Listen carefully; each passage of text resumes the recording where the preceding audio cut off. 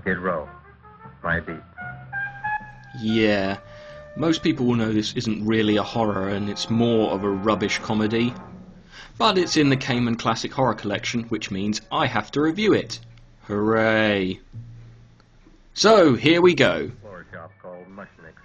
The story focuses on a small flower shop in Skid Row, with the main character Seymour, who tries way too hard to look clumsy, the main character's one-dimensional love interest, and the Jewish shop owner, who's quite open about the fact he hates his job, and stereotypically likes money once it starts flowing into the shop.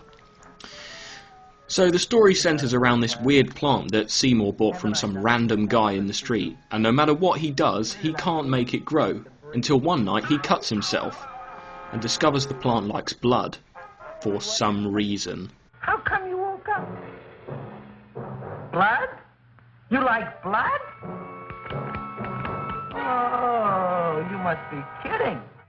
Also, I love when they show that it's sundown, the footage seems to be lifted from some other film. The plant seems to thrive on blood, so it becomes an attraction, and... Wait, what? He was a rubbish shop assistant, and all he's done is grown one ugly-ass plant, and women are practically hanging off him. Makes me wonder if I should have taken up floristry instead of computers. Oh yeah, and there's some unknown guy who randomly eats flowers. The plant grows larger and wants more food. Yeah, it talks now for some bizarre reason. And Seymour can't spare any more blood. I'm sorry, Junior. Oh, I'll go for a walk. Maybe I'll think of something. So he goes for a walk to clear his head, and accidentally kills a guy. As you do in Skid Row.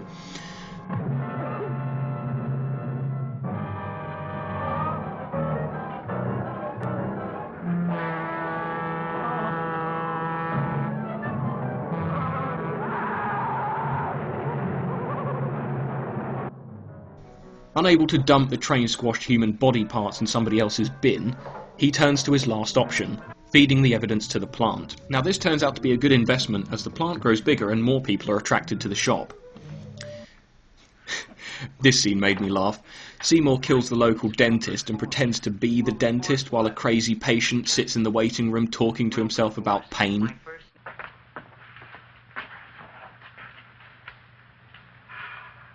The patient came to me with a large hole in his abdomen, caused by a fire poker used on him by his wife. Yeah, the dentist gets fed to the plant. Oh, take it easy, Dracula. What do you think I'm carrying here, my dirty laundry?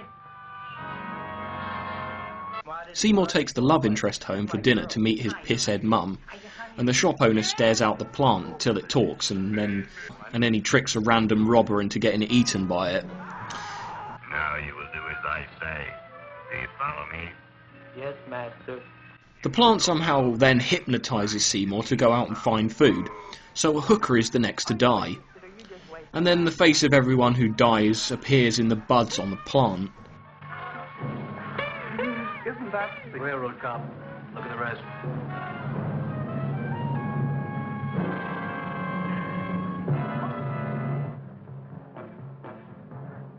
Some cops chase him through a tyre yard, which was really dragged out, and then he's back at the shop, where he's finally had enough of the damn plant and he jumps into it with a knife.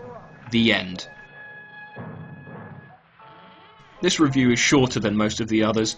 If I seem to be having trouble talking about this film, it's because, for me at least, it's really hard to talk about this film, because, frankly, it feels like nothing really goes on. There's no sense of pacing, because it just seems like they're running through the cliff notes, and you don't really seem to care when people die either.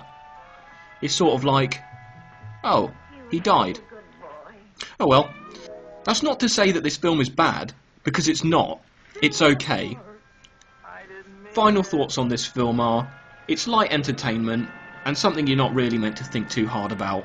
It's a handy little time waster, and you could do a hell of a lot worse than watching this film. 4.5 out of 10.